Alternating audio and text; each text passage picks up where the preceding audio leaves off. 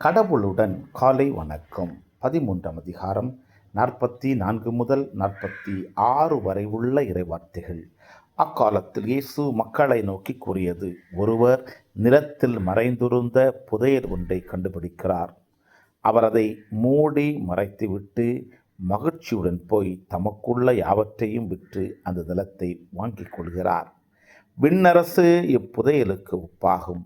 வணிகர் ஒருவர் நல்ல முத்துக்களை தேடிச் செல்கிறார். விலை உயர்ந்த ஒரு முத்தை கண்டவுடன் அவர் போய் தமக்குள்ள யாவற்றையும் விற்று அதை வாங்கிக் கொள்கிறார். விண்ணரசு அந்நிகழ்ச்சிக்கு ஒப்பாகும். கிறிஸ்துவின் நற்செய்தி.